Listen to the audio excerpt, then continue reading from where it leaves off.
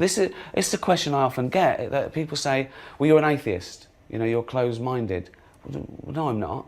That's a strange thing to say. I think the opposite is true. I'm going to always follow the evidence, whatever that is. And they say things like, if someone proved to you God existed, would you believe? Well, of course I would, by definition. In fact, it would be the greatest scientific discovery of all time. Tak boleh guna logik. Sekali-kali agama tak boleh guna logik. Tapi dibantu oleh akal. Kalau tak ada akal pun tak boleh juga. Orang gila tak boleh.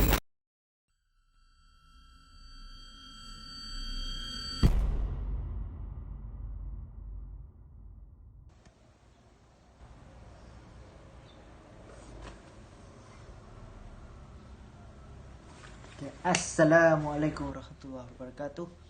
Okey, tadi korang dah tengok video yang pertama, which is surah Atheist, yang mengatakan kalau Tuhan dapat dibuktikan dengan sains, dia pun mungkin akan percaya. Okey, yang kedua korang nampak yang Ustaz tu kata, video yang kedua. Okey, akal ni membantu dalam satu hujah untuk menjelaskan satu kebenaran. Okey, sekarang hari ni kita nak tahu topik kita, apa itu rasionalisme. Okey. Jadi korang ikut video seterusnya, nanti akan explain apa itu rasionalisme dan seterusnya faktor dan banyak lagi. Okey. Terima kasih. Selamat menonton.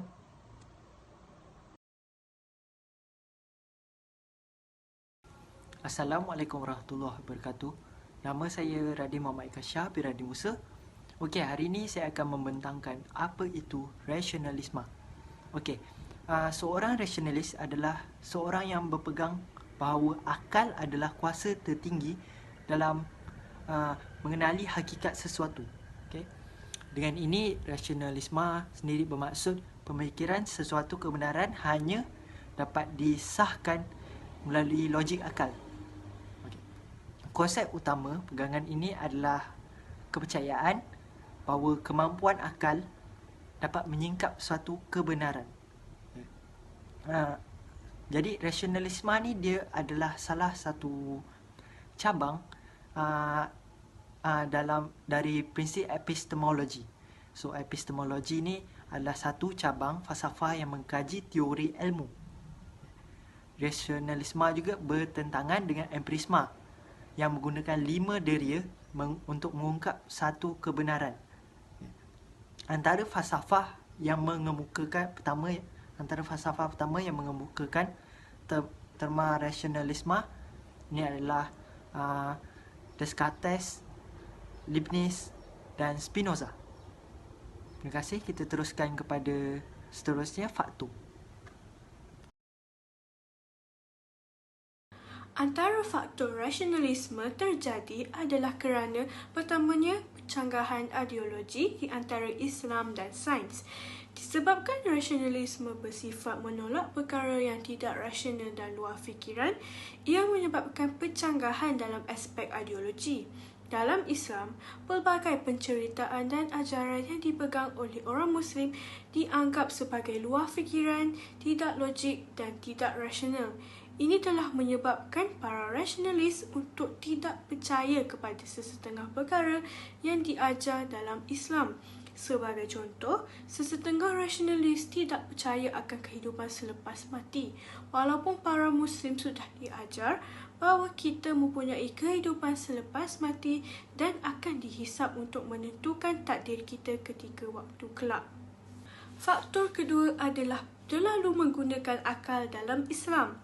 Apabila seorang terlampau menggunakan akal mereka akan menimbulkan rasa keraguan dalam diri mereka tentang kesahihan sesuatu perkara dalam Islam. Ini akan menyebabkan mereka selidik tentang sesuatu perkara secara mendalam, tetapi tanpa menyedari bahawa ia akan menyebabkan pegangan agama mereka mundur akibat terlalu berlandaskan akal dan logik. Sebagai contoh, apabila seseorang itu mula untuk berfikir tentang fenomena alam, mereka akan menyoalkan kewujudan Allah dan bersetuju bahawa teori sains adalah lebih rasional dan logik dalam menjelaskan fenomena tersebut. Assalamualaikum warahmatullahi wabarakatuh. Ideologi rasionalisme menghasilkan hujah-hujah yang dinyatakan secara betul dan logik untuk mempertahankan agama dan memberi kesan menarik orang lain untuk mengenal agama Islam dengan lebih mendalam. Hal yang demikian, ajaran Islam dapat merebak luas ke segenap pelosok dunia melalui jalan dakwah dan penularan ilmu pengetahuan. Kemajuan ini telah menarik perhatian Barat untuk menguasai ilmu tersebut dan mereka membawa pulang untuk disebarkan di dunia Eropah. Rasionalisme yang merupakan kepercayaan yang menolak ketuhanan sebagai sumber itu lagi dipercayai daripada hukum agama pada zaman tersebut. Ini secara tidak langsung turut memberi kesan terhadap akidah seseorang. Kedua, dari segi pendidikan. Ideologi rasionalisme dapat diterapkan dalam sistem pendidikan dengan membantu memahami dan mempraktikkan pemahaman yang rumit dan kompleks. Rasionalisme adalah satu bentuk aliran yang menganggap akal sebagai sumber tertinggi untuk mendapat kebenaran dan mencapai segala ilmu pengetahuan. Kesan rasionalisme terhadap sistem pendidikan telah membina sistem saintifik yang berasal dari manusia seperti ilmu matematik, astronomi dan biologi disusun berdasarkan logik. Pemikiran rasionalisme ini juga menganggap bahawa sumber pengetahuan manusia adalah nisbah. Jadi dalam proses mengembangkan pengetahuan yang dimiliki oleh manusia, ia mesti bermula dari nisbah. Tanpa nisbah, tidak mungkin manusia memperoleh pengetahuan. Nisbahnya juga adalah berfikir. Hal yang demikian, berfikir inilah yang kemudian membentuk pengetahuan. Dan orang yang berfikir akan memperoleh pengetahuan. Ketiga, dari segi masyarakat. Kesan rasionalisme dari aspek masyarakat pula adalah ia dapat memberi sifat rasional kepada manusia untuk berfikir secara ilmiah. Pengertian rasional itu sendiri membawa maksud di mana seseorang itu berfikir dan bertindak sesuai mengikut logik. Sebagai contoh, terdapat satu masalah yang timbul di satu kawasan kejiranan. Oleh itu, ketua penduduk atau ketua kampung dipertanggungjawabkan untuk menyelesaikan masalah tersebut. Sebagai seorang yang mempunyai tanggungjawab besar, ketua itu perlu mencari konklusi yang dapat memberi faedah kepada semua masyarakat di situ. Berbalik kepada ideologi rasionalisme, keputusan yang bakal dibuat hendaklah difikir secara rasional dan logik terlebih dahulu, merangkumi segala manfaat serta juga risiko dari tindakan yang diambil.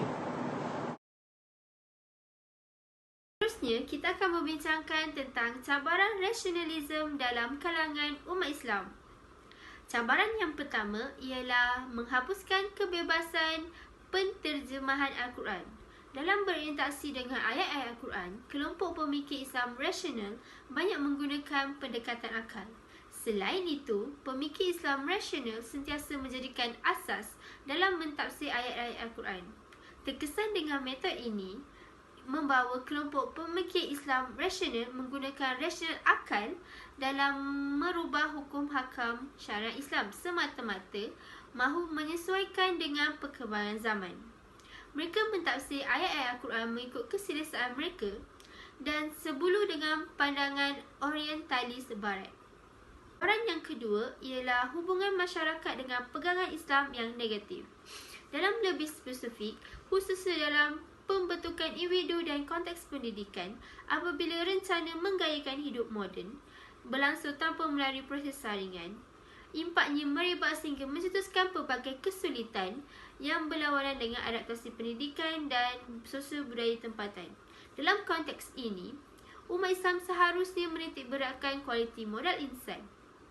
Kekuatan pemikir membentuk model insan yang berasaskan acuan sendiri dan tidak semestinya menolak faktor pemikir rasional yang bermanfaat. Tetapi, umat Islam harus memiliki upaya untuk membezakan supaya mereka tidak bertahan sebagai umat pengguna semata-mata, tetapi akhirnya yang menjadi penyumbang untuk bangsa dan negara. Cabaran yang ketiga ialah kaedah berfikir secara rasionalisme di mana perspektif moral dan kerohanian dianggap sebagai kurang relevan lagi. Di sebalik pembangunan pesat yang dicapai, aspek ini harus dititik beratkan kerana takut pemikiran umat Islam kini akan terpesong. Disebabkan pemikiran secara rasional, wujudlah Islam sebagai tema pemikiran diketengahkan melalui perspektif moden ciptaan mereka tanpa merujuk alim ulama yang diiktiraf.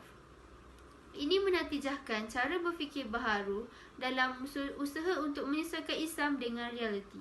Selain itu, komplikasi sosial budaya seperti kehilangan adat, dan mengagukan gaya hidup berlandaskan hedonisme nafsu seperti budaya hiburan, dadah, perjudian dan sebagainya.